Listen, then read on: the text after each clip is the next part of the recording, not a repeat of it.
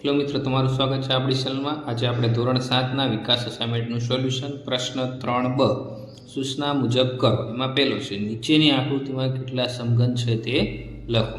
તો આમાં તમારે શું કરવાનું, એલ, બી અને એચ, તો લંબાઈ કેટલી છે, પહોળાઈ કેટલી છે, ઊંચાઈ કેટલી છે જોઈ દેવાની।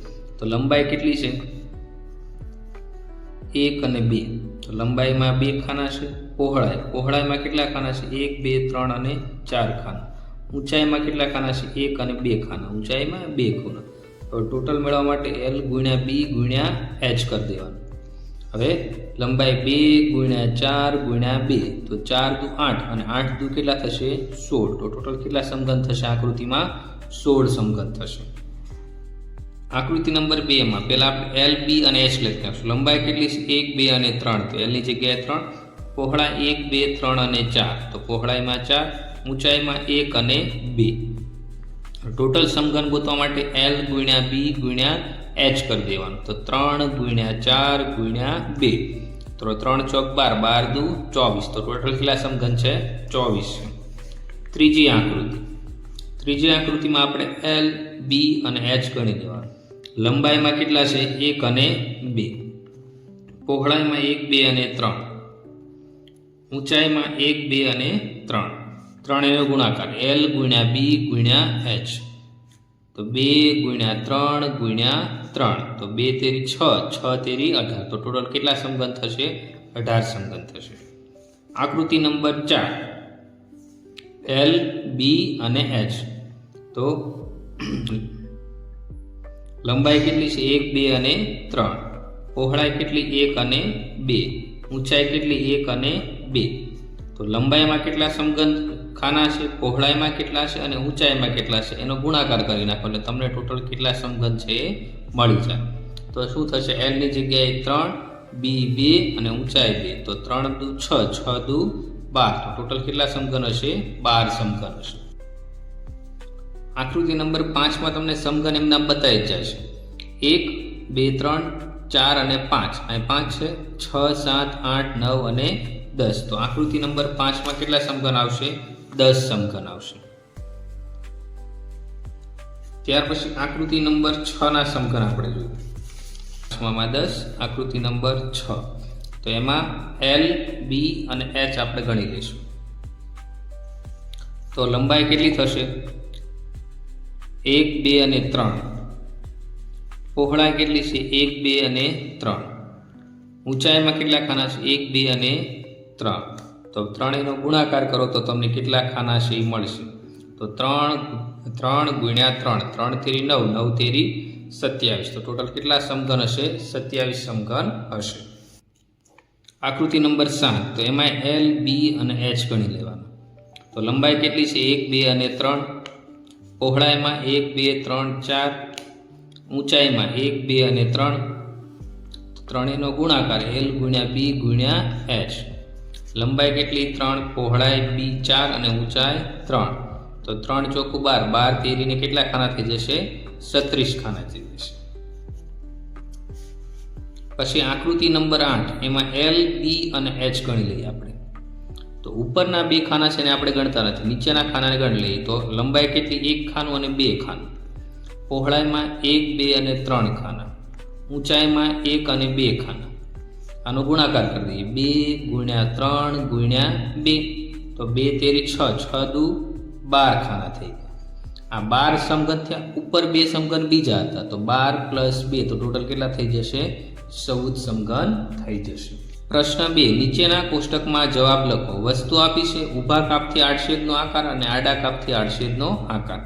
હવે પાસો હોય કેવો હોય સમઘન જેવો હોય, તો તમને ઊભો કાપો કે આડો કાપો બધામાં જવાબ શું આવશે ચોરસ આકાર જ થશે। હવે આમાં તમારે વિઝ્યુલાઇઝેશન આકૃતિ તમારી સામે હોય એવું તમે કરશો તો જ તમને સમજાશે। પાણીની પાઇપ હોય અને તમે ઊભી કાપો તો એ લંબચોરસ, ચોરસ અથવા વર્તુળ। પાણીની પાઇપનો આકાર જો લંબચોરસ જેવો હશે તો લંબચોરસ થશે, ચોરસ આકાર હશે તો ચોરસ મળશે, અને ગોળાકાર હશે તો આપણે કેવું મળશે વર્તુળ। તો જવાબ શું આવશે લંબચોરસ, ચોરસ અથવા વર્તુળ। આઈસ્ક્રીમનો કોન કેવો હોય ત્રિકોણાકાર પણ હોઈ શકે અને ગોળ પણ હોઈ શકે। નીચેનો ભાગ હોય તો કેવો આવશે ગોળ આવશે, અને ઉપરથી આડછેદ કરશો તો તમને શું મળશે ત્રિકોણ। તો તમે આને ઊભો કરશો ઊભા કાપથી, તો ઊભા કાપથી તમને કેવો મળશે? ત્રિકોણ જેવો. અને આડો કાપશો તો તમને કેવું મળશે? વર્તુળ મળશે. પછી ઈંટને ઊભો કાપો તમે તો ઈંટનો આકાર આ રીતે સીધો જ હોય છે, લંબચોરસ હોય છે. ઊભો કાપો તો તમને કેવો મળે? લંબચોરસ મળે. અને આડો કાપો તો તમને કેવો આકાર મળશે? એનો લંબચોરસ મળશે. પ્રશ્ન 4, નીચેના દાખલાઓ ગણો. એમાં પ્રકરણ 9 થી આપણે ચાલુ કરીએ. દાખલા નંબર 1, 88 સેમી પરિઘ ધરાવતા વર્તુળનું ક્ષેત્રફળ શોધો. તો આમાં શું કરવું? વર્તુળનું ક્ષેત્રફળ πr² થાય. તો એમાં આપણને પરિઘ આપ્યું છે, તો પરિઘમાંથી આપણે શું મેળવવી પડે? પહેલા ત્રિજ્યા મેળવવી પડે. તો આપણે લખશું વર્તુળનો પરિઘ બરાબર શું થશે? 2πr. પરિઘ આપણે કેટલો આપ્યો છે? 88 સેમી. તો એની જગ્યાએ 88 લખી દઈશું. 2 એમ નામ. પાઈની કિંમત 22/7 અને ત્રિજ્યા આપણી r એમ નામ રહેશે. હવે આ 7 ભાગાકારમાં છે તો ક્યાં જશે? ગુણાકારમાં. 88 × 7 અને આ 2 × 22 ગુણાકારમાં, એ ક્યાં જશે? નીચે ભાગાકારમાં. બરાબર શું થઈ જશે? r થઈ જશે. હવે 22 ચોકું કેટલા થાય? 88. તો 22 કટ થઈ ગયા. 2 દુ કેટલા થશે? 4. તો ત્રિજ્યા આપણે કેટલી મળશે? 2 + 14. તો ત્રિજ્યા આપણે કેટલી મળી? 14 છે. એની ઉપરથી વર્તુળનું ક્ષેત્રફળ મેળવવા. તો વર્તુળના ક્ષેત્રફળનું સૂત્ર લખશું આપણે. વર્તુળનું ક્ષેત્રફળ બરાબર πr². પાઈની કિંમત કેટલી છે? 22/7. ત્રિજ્યા આપણે 14 મળી, તો 14 × 14. હવે 14ની જગ્યાએ 7 × 2 લખો તો 7 7 કટ થઈ ગયા. વધુ કેટલું? 22 દુ 44. 44 × 14. 44 × 14 કરશો તો તમને કેટલા મળશે? 616 સેમી સ્ક્વેર. તો વર્તુળનું ક્ષેત્રફળ આપણે કેટલું મળ્યું? 616 સેમી સ્ક્વેર. બીજો પ્રશ્ન, એક વર્તુળાકાર નળીની ત્રિજ્યા 10 સેમી છે. આ નળીની આસપાસ એક આંટો વીંટાળવા માટે કેટલા લંબાઈની પટ્ટી જોવે? હવે વર્તુળાકાર હોય અને વર્તુળાકારની ફરતે એક રાઉન્ડ મારવાનો હોય અથવા પટ્ટી લગાવવી હોય તો વર્તુળનું શું વપરાય? પરિઘ વપરાય. તો આપણે લખશું વર્તુળનો પરિઘ બરાબર શું થાય? 2πr. હવે ત્રિજ્યા r બરાબર આપણે કેટલી આપી? 10 સેમી આપણે લખી નાખશું. 2 એમ નામ. પાઈની કિંમત 3.14 લેવાનું કીધી અને ત્રિજ્યા 10 છે. હવે 2 ગુણ્યા અહીંયા 3 પોઈન્ટ પછી 2 નંબર છે. પોઈન્ટ દૂર કરવા માટે આપણે શું કરશું? 1/2 શૂન્ય એટલે કે 100. 314/6 એટલે પોઈન્ટ નીકળી જશે. ગુણ્યા 10 તો 0 0 કટ થઈ ગયા. 10ની જગ્યાએ 5 × 2 તો 2 કટ થઈ ગયા. વધ્યું શું? 314/5. તો 314/5 તમારે રફમાં કરશો તો તમને 62.8 સેમી મળશે. દાખલા નંબર 3, એક જ કેન્દ્ર ધરાવતા બે વર્તુળનો વ્યાસ 20 સેમી અને 8 સેમી છે. તો બંને વર્તુળ વચ્ચેની જગ્યાનું ક્ષેત્રફળ શોધો. આપણે પહેલા બે વર્તુળ દોરી દઈશું. એક આ નાનું વર્તુળ અને બહાર એક બીજું વર્તુળ છે. હવે શું કીધું છે? બે વર્તુળો, મોટું વર્તુળ હોય એનું વ્યાસ કેટલું છે? 20 સેમી. તો આ મોટો વર્તુળ આખું છે તો એનો વ્યાસ કેટલો છે? 20 સેમી આપણે લઈ લઈએ. ત્યાર પછી બીજું નાનું વર્તુળ છે એનો વ્યાસ કેટલો છે? 8 સેમી. તો આ આખો ભાગ છે એનું માપ કેટલું છે? 8 સેમી. તો બંને વર્તુળ વચ્ચેની જે જગ્યા છે એનું આપણે ક્ષેત્રફળ શોધવાનું. તો આપણે મોટા વર્તુળનું પહેલા લખી નાખશું. મોટા વર્તુળનો વ્યાસ બરાબર 20 સેમી. હવે એની ત્રિજ્યા મેળવી હોય તો આપણે કેટલા વડે ભાગવા પડે? 2 વડે. તો 20/2 તો કેટલું થશે? 10 સેમી. તો મોટા વર્તુળની ત્રિજ્યા કેટલી મળી? 10 સેમી. હવે નાના વર્તુળનો વ્યાસ, નાના વર્તુળનો વ્યાસ બરાબર કેટલા સેમી છે? 8 સેમી છે. તો હવે એની ત્રિજ્યા મેળવી હોય તો શું કરવું પડે? વ્યાસ ભાગ્યા 2. તો 8/2. તો 2 ચોક કેટલા થશે? 8. તો ત્રિજ્યા કેટલી મળી આપણને? 4 સેમી. હવે નાના વર્તુળનું ક્ષેત્રફળમાંથી આપણે મોટા વર્તુળનું ક્ષેત્રફળ બાદ કરશું તો આ વચ્ચેનો જે ભાગ છે એનું શું મળશે? આપણને ક્ષેત્રફળ મળશે. તો શું લખશું? બંને વર્તુળ વચ્ચેની જગ્યાનું ક્ષેત્રફળ બરાબર મોટા વર્તુળનું ક્ષેત્રફળ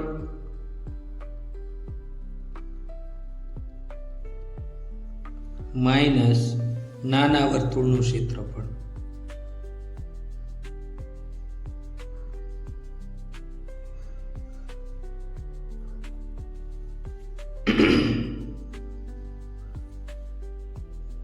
હવે મોટા વર્તુળનું ક્ષેત્રફળ એટલે પાઈ આર.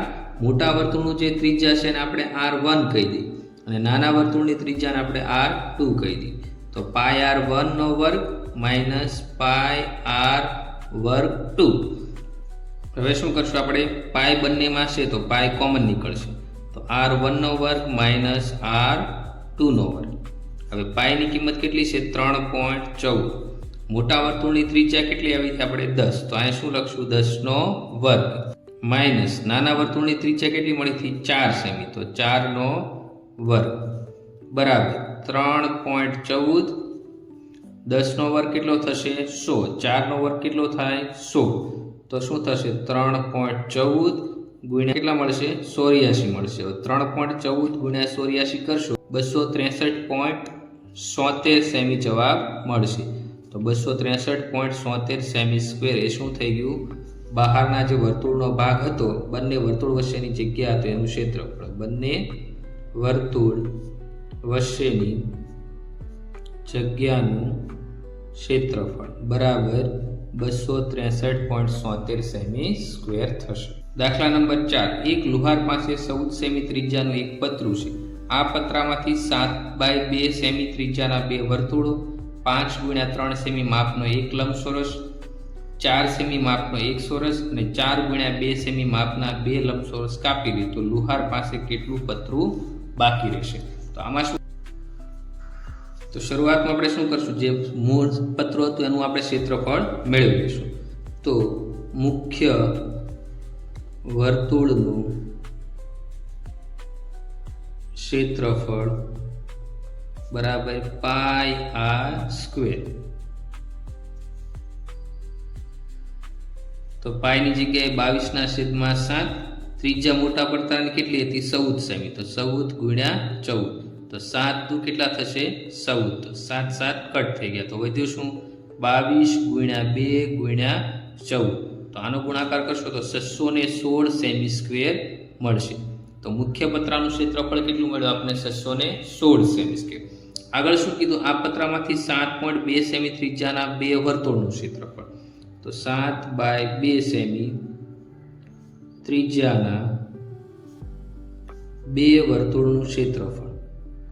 બે વર્તુળનું ક્ષેત્રફળ બરાબર શું થશે? બે વર્તુળ એટલે 2 ગુણ્યા પાઈ આર સ્ક્વેર. તો 2 એમ નામ રહેશે ગુણ્યા પાઈની કિંમત 22/7. ત્રિજ્યા કેટલી છે? 7/2. આર નો વર્ગ છે એટલે 2 વાર 7/2 આવશે. તો શું થશે? 7 7 કટ થઈ ગયા, 2 2 ઉડી ગયા. 22 ની જગ્યાએ 11 ગુણ્યા 2 તો 2 2 ઉડી ગયા. તો વધ્યું શું? 11 ગુણ્યા 7 તો 77 સેમી સ્ક્વેર. તો આ 7/2 સેમી ત્રિજ્યાવાળા વર્તુળનું ક્ષેત્રફળ મળ્યું. આગળ આપણને શું કીધું છે? 5x3 સેમી માપનો એક લંબચોરસ. તો હવે શું લખશું? 5x2 5x3 માપના લંબચોરસનું ક્ષેત્રફળ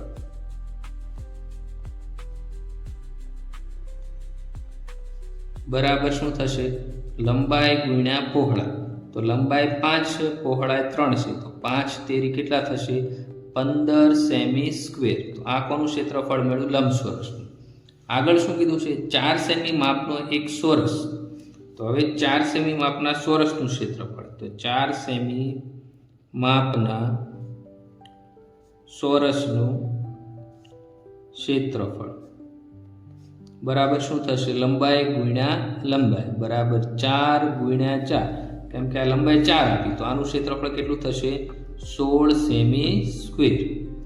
ત્યાર પછી છેલ્લે શું કીધું છે? 4 ગુણ્યા 2 સેમી માપના બે લંબચોરસ કાપી લેવા. તો હવે છેલ્લે શું આવશે? 4 ગુણ્યા 2 સેમી માપના લંબચોરસનું ક્ષેત્રફળ